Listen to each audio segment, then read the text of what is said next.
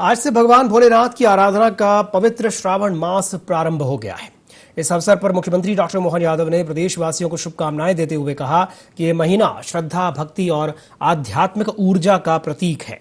मुख्यमंत्री ने बताया कि महाकालेश्वर, ओंकारेश्वर समेत प्रदेश के सभी प्रमुख तीर्थ स्थलों पर कांवड़ियों और श्रद्धालुओं की सुविधा के लिए जलपान, पेयजल, चिकित्सा और अन्य आवश्यक व्यवस्थाएं सुनिश्चित की जा रही हैं ताकि श्रद्धालुओं को किसी भी प्रकार की परेशानी न हो।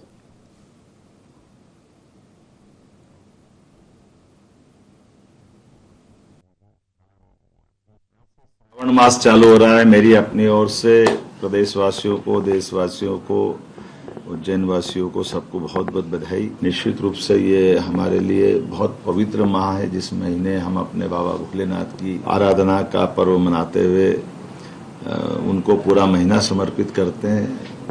ऐसे में मैं प्रदेश भर के सभी तीर्थ स्थानों पर प्रशासन के माध्यम से मैंने आह्वान किया है कि हर जगह हमारे यात्रियों को कोई कष्ट न हो, उनकी सुविधाओं का प्रॉपर ध्यान रखा जाए। जहां कांवड़ी आते जाते हैं वहां मार्ग में उनके लिए प्रबंधन करने के लिए यथायोग्य प्रकार से शासन और सरकार के साथ समाज भी बहुत सारे प्रकार की चिंता करता है। कांवड़ यात्रियों के लिए सब प्रकार की व्यवस्था करने के लिए जितना बन सके हम हर जगह प्रबंधन कर रहे हैं। खासकर ओंकारेश्वर और महाकालेश्वर में बड़ी संख्या में कांवड़ यात्री आते हैं। ऐसे में उनके आने जाने के मार्ग पर भी सभी प्रकार के प्रबंधन करने के निर्देश अपनी सरकार ने जारी किए। इसी के साथ ओंकारेश्वर के साथ ही साथ अमरकंटक पे भी छत्तीसगढ़ और मध्य प्रदेश की काफी बड़ी संख्या में हमारे यात्री वहां भी आते जाते हैं। मैं उम्मीद करूंगा कि दर्शन की व्यवस्था, पार्किंग की व्यवस्था, प्रबंधन, कुछ रास्ते में जलपान या अन्य प्रकार के प्रबंधन करने के लिए भी सरकार तालमेल कर रही है। इसमें उज्जैन की तरफ महाकाल मंदिर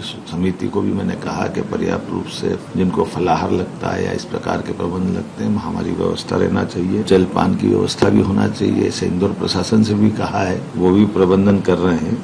मैं अपने सभी श्रद्धालुओं से अपील करना चाहूंगा कि बारिश का समय है, इसलिए आवश्यक कपड़े भी लेकर के आए, आवश्यक सावधानी लेकर भी आए और छोटे बच्चों का विशेष ध्यान रखें।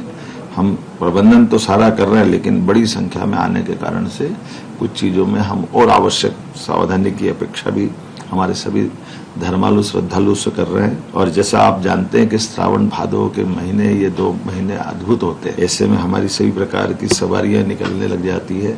ऐसे में बाबा महाकाल की सवारी भी 3 अगस्त लगा करके ये सितंबर तक जाने वाली है। और ऐसे अलग अलग स्थान पे अलग अलग प्रकार की देवस्थान की सवारियों के लिए भी हमने जो जैसे ओंकारेश्वर, महाकालेश्वर, पशुपतिनाथ, ऐसे देवस्थानों पर जहां शासन की व्यवस्थाओं के बलबूते पर हमारे पुलिस बैंड और बाकी प्रबंधन की हमने व्यवस्था की है। मैं उम्मीद करूंगा कि उत्साह के साथ इन सारी चीजों में हम समन्वय भी प्रशासन के साथ सभी लोग करें। उम्मीद करेंगे आप सब समझदार हैं, इन सबका ध्यान रखेंगे।